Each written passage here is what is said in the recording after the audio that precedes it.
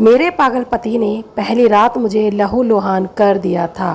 कच्ची उम्र में ही मेरी शादी एक पागल लड़के से करवा दी गई, जो दिखने में तो बिल्कुल ठीक ठाक था। मैं पागल पति की सच्चाई किसी को नहीं बता सकती थी और सुहागरात के दिन ही मेरे पागल पति ने मेरे साथ जो किया उसे सुनकर आपके रोंगटे खड़े हो जाएंगे। मेरी उम्र 15 साल की थी। एक दिन स्कूल से आई तो देखा कि घर पर कुछ मेहमान आए हुए थे। माँ ने कहा, इन सबको प्रणाम करो। मैंने सोचा नहीं था कि माँ को मेरी शादी इतनी जल्दी करनी होगी। मुझे देखने आए लोगों ने मेरी खूबसूरती को देखकर मुझे पसंद कर लिया। सभी लोगों ने मिलकर तय किया कि मेरी मैट्रिक की एग्ज़ाम होते ही मेरी शादी करण से करवा देंगे। मुझे खबर नहीं थी कि वह दिमागी हालत से ठीक नहीं है। देखने में तो वह ठीक ठाक लगते थे। बातचीत करने से भी पता नहीं चलता था कि उनके दिमाग में कुछ खराबी है। मैं दुल्हन बनकर उनके घर आ गई तो पहली रात इस तरह मेरा स्वागत किया गया कि खुद तो खा लिए और मेरा किसी ने ख्याल नहीं किया कि शादी की पहली रात ही मुझे भूखा सोना पड़ा। जब मेरे पति मेरे कमरे में आए तो उनके अजीब हरकतों से डरकर एक तरफ बैठ गई। शादी के अगले ही दिन मेरे पति का जन्मदिन भी था। घर पर पार्टी रखी गई थी। मेरे घर वाले पार्टी में आए तो मैंने रोना शुरू कर दिया कि मुझे भी अपने साथ ले चलें। मेरी तरफ देखकर सबका दिल पसीजा तो वह मेरी सास से मिन्नतें की और मैं अपने घर वालों के साथ जन्मदिन की पार्टी के बाद तुरंत अपने मायके वापस आ गई। जब मैं ससुराल से मायके को चली तो सबसे पहले मैं ही दौड़कर बस में चढ़ गई। यह भी समझ नहीं थी कि सास ससुर से इजाज़त ही लेनी पड़ती है। वही आंखें जो कल तक रो रो कर सूज गई थीं, वह आज मायके के लौटने की खुशी से चमक उठी थीं। खैर, मायके में एक हफ्ता गुजर गया था। मैं हर दिन प्रार्थना करती थी, भगवान करे ससुराल वाले मुझे कभी लेने ना आए और मेरा पति भी ना आए। मुझे तो किसी बात की चिंता नहीं थी, लेकिन माँ यह सोचकर बहुत परेशान थी कि अब मेरे ससुराल के लोग मुझे लेने आएंगे। मैं तो अपनी सहेलियों से मिलकर इतनी खुश थी कि जैसे जाना ही नहीं चाहती थी। 10 दिन गुजर चुके थे कि एक दिन मौसी जी की लड़की आ गई। बोली, कुछ होश भी है काजल? तुम्हारा दूल्हा कितना उदास है और वह तुमसे बहुत नाराज भी है। यह सुनकर भी मैं चुप थी तो उसने कहा, देखो काजल, तुम्हें करण से बात करनी चाहिए। फिर उसी ने मुझको समझा बुझा कर राजी किया कि मैं करण को फ़ोन करूं। मेरे फ़ोन करने पर करण ने फ़ोन उठाया। उसकी आवाज़ सुनी तो मुझको बड़ी शर्म आई। कुछ बात तो मुंह से ना निकाल रही थी। पीछे से मौसी की बेटी हालिया कहे जा रही थी कि कुछ तो बोलो। बस फिर क्या था, वह जैसे बोलता मैं फ़ोन पर करण से ही बात बोलती। कुछ दिनों बाद करण अपनी बड़ी बहन के साथ मुझे लेने आ गए। उनको देखकर मैं छिप गई, पर माँ ने मुझे सजा सवार कर दोबारा से दुल्हन बनाकर उनके साथ रवाना कर दिया था। मेरी उम्र कम होने की वजह से मेरी सारी हरकतें भी बच्चे जैसी थी। मैं करण की परवाह ना करती और अपने आप में मग्न रहती थी। मेरे पति भी अपनी हरकतों की वजह से मेरे आगे पीछे शोर मचाकर पूरे घर में घूमते थे। यह देखकर मैं कभी कभी हंसते हंसते लोटपोट हो जाती। फिर सोचती कि दूल्हे तो ऐसे नहीं होते हैं। यह पागल तो जब खुश होता है तो बंदरों की तरह उछल कूद करने लगता है। तभी यह सोचकर मेरी आंखों में आंसू आने लग जाते थे। मेरे रोने से करण को बहुत खुशी मिलती थी। मैं जब भी रोती तो वह रुलाने वाली बात करता और कभी कभी छड़ी उठाकर मारने लगता तो मैं उससे बचने के लिए छत पर भाग जाती। वह थक कर जब बैठ जाता तो मुझको रोते रोते हंसी आ जाती और यह तमाशा पड़ोसी भी देखते और मैं 2-3 हफ्ता ही करण के कमरे में सो पाई। फिर मैंने वहाँ सोना बंद कर दिया क्योंकि वह मुझे रात भर सोने नहीं देता था। उसे जब से पता चला कि मैं बिल्ली से डरती हूँ तो बिल्ली पकड़कर मेरे कमरे में ले आता। एक रात तो बिल्ली पकड़कर रूम में ही बंद कर दिया। फिर मुझे उस बिल्ली के साथ उस कमरे में छोड़ दिया। वह तो शुक्र था कि उस कमरे की खिड़की खुली थी तो बिल्ली आराम से कूदकर बाहर निकल गई। मगर करण तो मेरे डरने से बहुत इस कदर खुश हुए कि क्या बताऊं। उसके बाद तो सारी रात मुझको रूप में ही बंद रहना पड़ा और मैं बच्चों की तरह रोती। मुझे इस तरह गिड़गिड़ाते देखकर वह बहुत खुश होते। अब मैं डर कर करण की हर बात मान लेती हूँ। उसकी हरकतें ऐसी होती कि जैसे मेरे जगह कोई और होता तो मर गया होता। तभी से अपनी सास के पास सोने लगी। करण को और गुस्सा आया। वह घर में तोड़-फोड़ करने लगा। मेरी सास ने समझा बुझाकर फिर से उसके कमरे में भेज दिया। मैं किसी को कुछ नहीं बताती थी, बस रोती रहती थी। वह कभी प्यार की बात करता तो कभी मुझ पर ठंडा पानी डाल देता। ठंडा पानी से मेरी जान निकल जाती थी। थोड़ी देर मेरे पैर पकड़कर कभी माफ़ी मांगने लगता। मैं ऐसी पागल थी कि उसे माफ़ कर देती थी, फिर से उसके साथ बातें करने लगती थी। मगर जब शाम के 6 बजते ही दिन का उजाला ख़त्म होने के बाद रात होते ही डरने लगती थी कि ना जाने वह अब मेरे साथ कैसा व्यवहार करेगा। तब मैं प्रार्थना करती थी कि हे भगवान, कभी रात ना आए, मैं इस जालिम के जुल्म का शिकार ना बनूं। एक दिन रविवार की शाम उसने मेरे साथ बड़ी बेदर्दी का व्यवहार किया।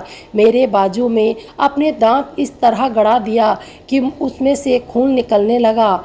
तो मैं तकलीफ़ से रोने लगी, मगर वह मेरी आवाज़ सुनने वाला कोई नहीं था। किसी तरह कमरे से निकल पाई और भागकर सास के कमरे की तरफ गई।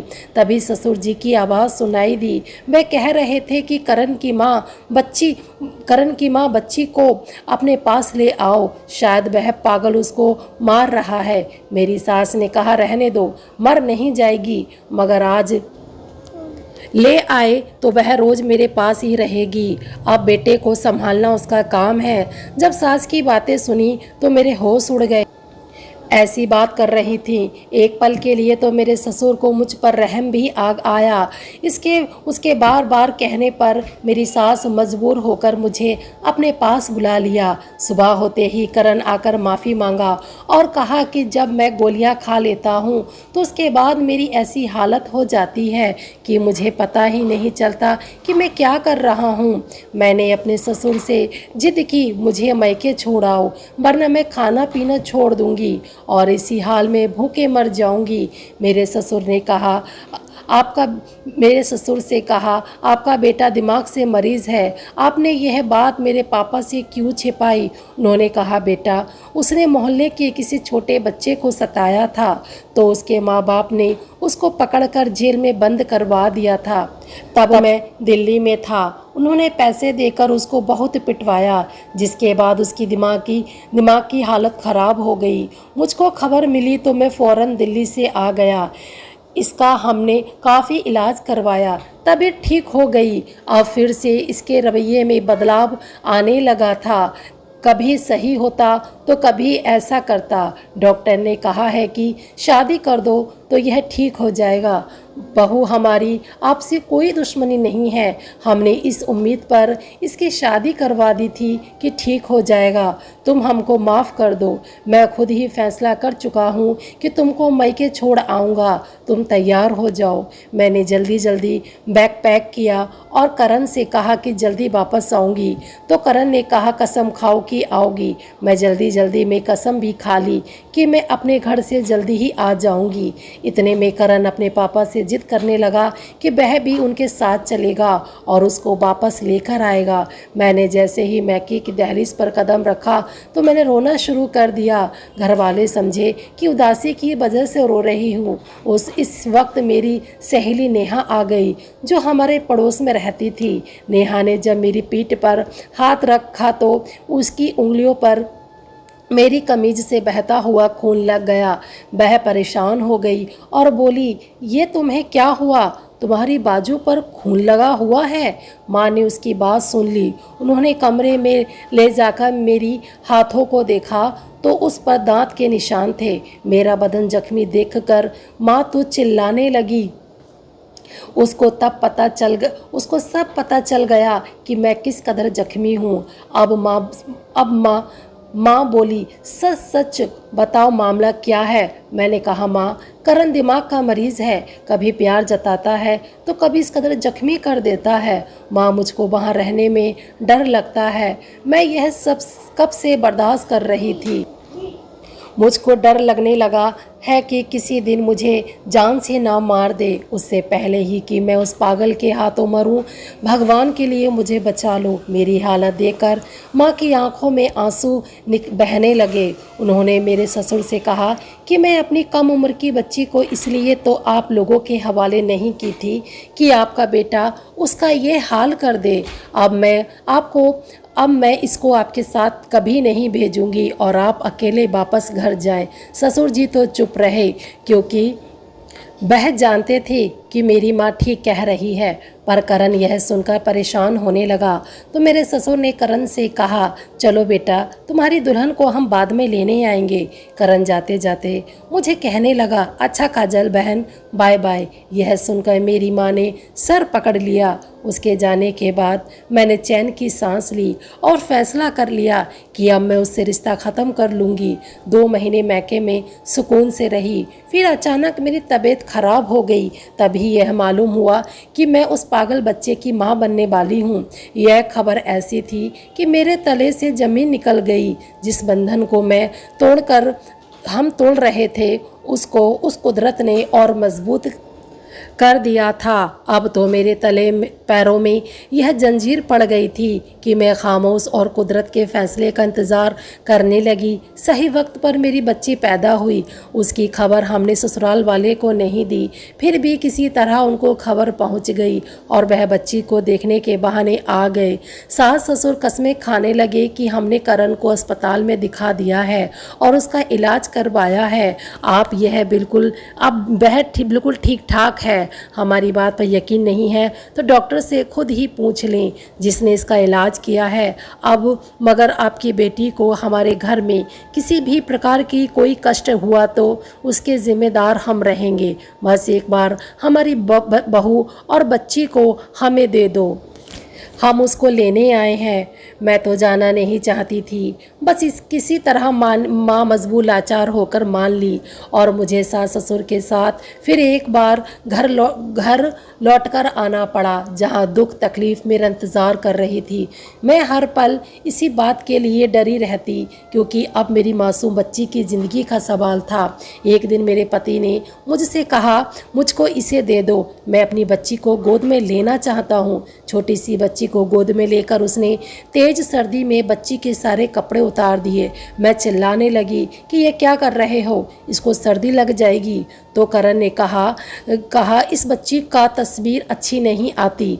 मेरे ससुर ने फौरन जाकर करण की गोद से मेरी बच्ची को छीन लिया और उसे अपने सीने से लगाकर बाहर निकल आए। उन्होंने बच्ची को मेरी गोद में देकर कहा, बेटी, आज मैंने जान लिया कि तेरा और तेरी बेटी का यहाँ रहना ठीक नहीं है। बेहतर होगा कि तुम अपनी बेटी को लेकर अपने मैके चली जाओ।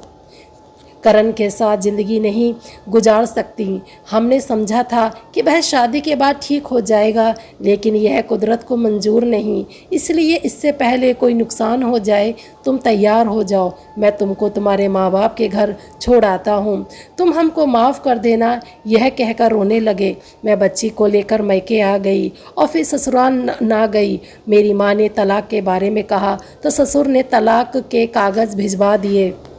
अब मैं आज़ाद थी। सब ने मेरी माँ से कहा, कब तक जवान बच्ची को घर में बिठा कर रखोगी, इसकी दूसरी शादी कर दो। लेकिन मैं तो अब शादी के नाम से ही कांप जाती थी। माँ ने मेरी बेटी को संभाला और मैंने कॉलेज में एडमिशन ले लिया। इस तरह माँ मेरे सारे खर्चे उठाए रखा और किसी वक्त की परवाह किए बिना मैंने ग्रेजुएट पूरी कर ली। माँ ने कहा कि टीचर की लाइन बहुत अच्छी होती है। उन दिनों बीएड के बाद कॉलेज में सरकारी नौकरी मिलती थी, तो मैंने बीएड भी किया। तब तक मेरी बेटी 7 साल की हो चुकी थी। नौकरी के लिए मैंने साल भर तक फॉर्म भरे। आखिर किस्मत ने मेरा साथ दे दिया और मैं सरकारी स्कूल की टीचर बन गई। इस तरह मैं और मेरी बेटी अपनी ज़िंदगी में खुशी से रहने लगे। धन्यवाद दोस्तों।